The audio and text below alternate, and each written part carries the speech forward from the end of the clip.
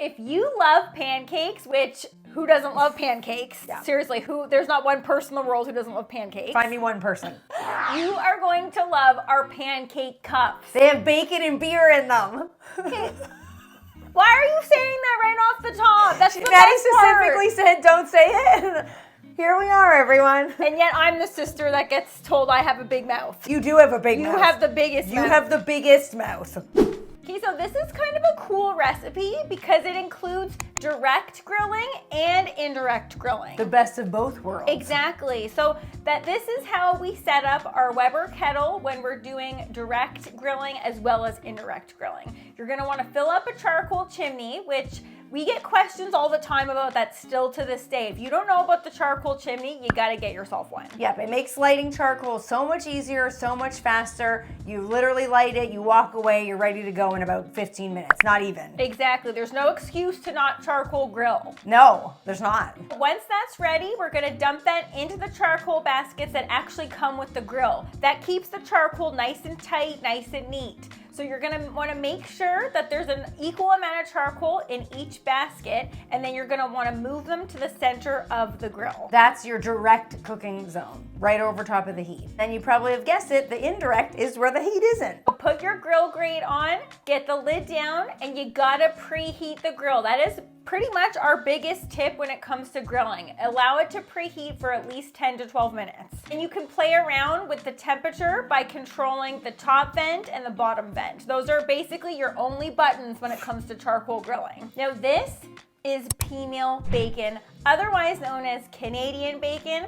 It's pork loin that has been rolled in cornmeal, and it actually is wet cured and it's not smoked. So we're Canadian, but I gotta say, Canada, what makes this bacon really? I know a lot of people if you're not from Canada, people get confused with Canadian bacon. They're like, is that ham? Is that a pork chop? What is that? It's not smoked, so that's where a lot of the confusion comes from. And unlike traditional bacon, there's not a lot of fat in it. So a lot of people, when they think bacon, they think of like your traditional belly type of bacon that has like equal amounts of, basically more fat than meat. But Peameal bacon isn't like that at all. It's very meaty, it's very chewy. You'll find it at any Canadian diner, and we love it. It's perfect for grilling over direct heat because like Kiki just said, there's very minimal fat. You can just see a tiny little ribbon of fat along the outside, which means that there's very little flare-ups. If you're at any carnival in Canada, Peameal on a bun is like standard. Definitely. That's like the flavor of summertime.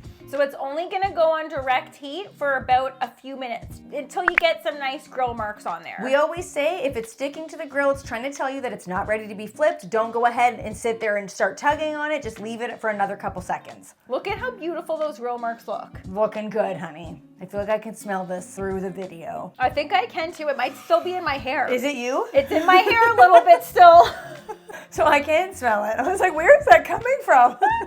That could totally be a perfume scent. We wear it all the time. We're Canadian, so we smell like. So you want to take it off the grill and let it cool down because it is piping, screaming hot right now. Matching your outfit to the grill, optional. I like what you have going. I did that on purpose. Well, you look adorable. Did not. So we're gonna put that off to the side, and then we're gonna start building our pancake mixture here. Now, like Kiki already opened her big yap, she already told you that beer is in this recipe. So this is basically your traditional pancake recipe, but instead of using cream or milk, we're gonna be swapping in beer, which it not only adds delectable flavor, it also makes the pancake super fluffy. And they have that like beer battered onion ring vibe to them. When they're in the grill, the smell is out of this world. I don't understand how that smells that much. Like it actually smells quite different than regular pancakes. And you could use your whatever beer you like to drink in this recipe. I used a Canadian lager. This is Moosehead Lager. You gotta go with that Canadian theme, so that's why we're going with the Moosehead Lager. Just 1 cup. There's less, I'm using a tall boy can here. There's lots left for the chef to drink and enjoy while they're grilling still. And so you always want to make sure, do the wet ingredients separately, do the dry ingredients separately. Have I done this before as in all in one bowl? I've done it. I think it still works. It's kind of the same. You're not going to get as much of a rise probably. The dry ingredients aren't going to be as equally dispersed, but it does work. I did it to be proper, but I guarantee you couldn't really tell a difference. if you did it side by side. There's some green onions in there for some nice color, and then now we're about to chop up our bacon. So I like to chop it up long ways like this, basically just slicing it into little thin ribbons of bacon.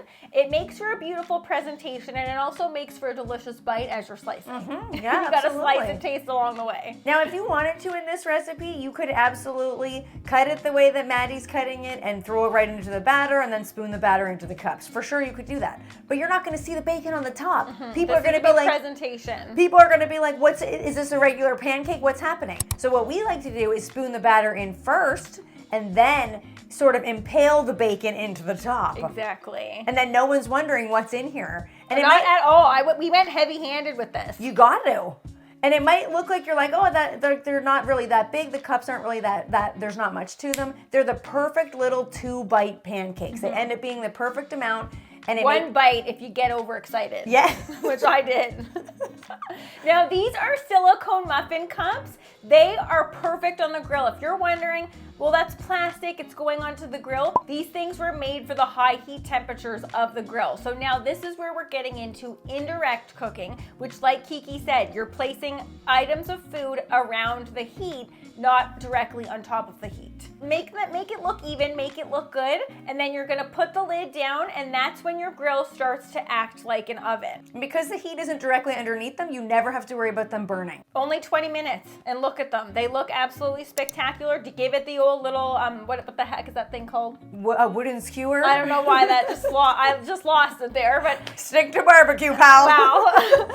So put the little wooden skewer in there, see if it comes out nice and clean and you're ready to go. I had to dive in immediately. Now, a little tip for these cups, if you have an extra second and you remember, spray them with a cooking spray before, then you can ensure that they're not gonna stick. These are pretty good about not sticking, but you might get the odd little bit. Just spray them if you can. Now, it's not pancakes without the syrup. You gotta add syrup on the top of these. While they're nice and hot, they act like a sponge, so they just absorb that syrup. I went really heavy-handed with the syrup as well. And again, this is ending up to be a very Canadian recipe. I don't know if we intended that, but okay, don't even try to put this imitation syrup on there. Don't look at me if you're putting that like syrup that has that maple flavoring. Get the good stuff, get the real stuff. Do the splurge and just spend the money. You won't regret it. These were sweet, they were savory. That bacon flavor does shine through. The bacon, because it was grilled on a charcoal grill, it ain't gonna taste the same if you're grilling it on any other type of grill. No, they're lightly smoky. They're perfect for these would be great for like a camping brunch. That's a great idea. Wouldn't they? People will go nuts for these. However, though, I do like your brunch idea, but they could be an appetizer. They could be a side dish. They could be basically breakfast, lunch, or dinner. I know, never mind egg cups. Like, these are 1,000 times better. Put them in a Ziploc bag, you got yourself some lunch, put them in the purse, you're good to go. Now, my question to you is, though, the recipe makes 12. How many ended up in here before it ended up on the tray? You know that I sampled along the way. Many, many samples. Okay, because I'm seeing the picture doesn't include all 12 of them. How did you notice that? I know you.